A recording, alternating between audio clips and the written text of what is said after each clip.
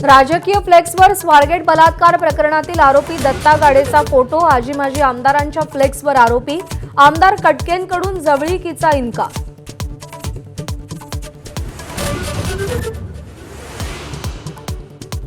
गृहराज्यमंत्री योगेश कदम यांच्याकडून बलात्कार झालेल्या बसची पाहणी, पोलिसांकडून दिरंगाई झाली नसल्याचा दावा।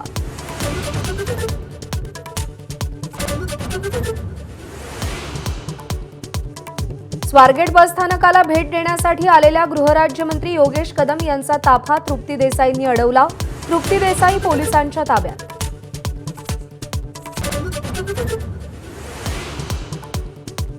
फरार दत्ता गाडेला पकडून द्या, 1 लाख मिळवा। स्वारगेट एसटी बलात्कार प्रकरणातील नराधमावर पुणे पोलिसांकडून 1 लाखाचा इनाम।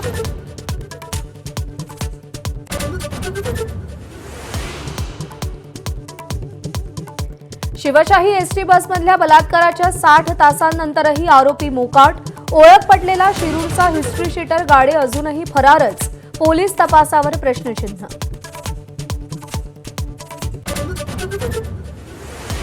एसटी स्टँड आणि डेपोमध्ये खासगी एजंट, तृतीयपंथी आणि रिक्षावाल्यांचा सुळसुळाट। आगार प्रमुखांचं पोलिसांना पत्र, पण कारवाई नाही। सुप्रिया सुळेंचा गृहमंत्र्यांवर घणाघात।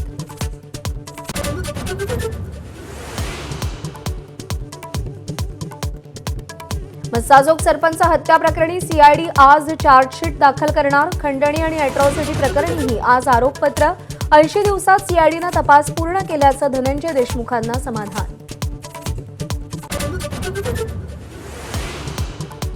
ठाणे पालिका उपायुक्त संदीप माळवींच्या दालनाबाहेर मनसेची घोषणाबाजी। अविनाश जाधव यांच्या नेतृत्वात मनसैनिकांनी वेतनवाढ रोखण्याच्या सर्क्युलर विरोधात जाब विचारला।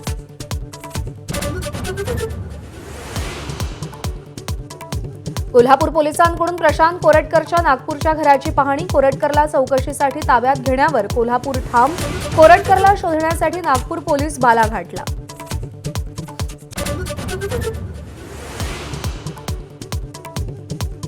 नाशिकचं पालकमंत्रीपद अखेर भाजपकडेच, मात्र गिरीश महाजनांना अधिकृत घोषणेची प्रतीक्षा। आगामी सिंहस्थ कुंभमेळ्यामुळे शिंदेंच्या शिवसेनेकडे नाशिकचं पालकत्व देण्यास दिल्लीश्वरांचा नकार। रायगडचा तिढा मात्र कायम। महाराष्ट्राची अस्मिता जपणाऱ्या मायबोली मराठी भाषेचा आज गौरव दिन। एबीपी माझावर दिवसभर मराठीच्या विविध बोलींचा उत्सव।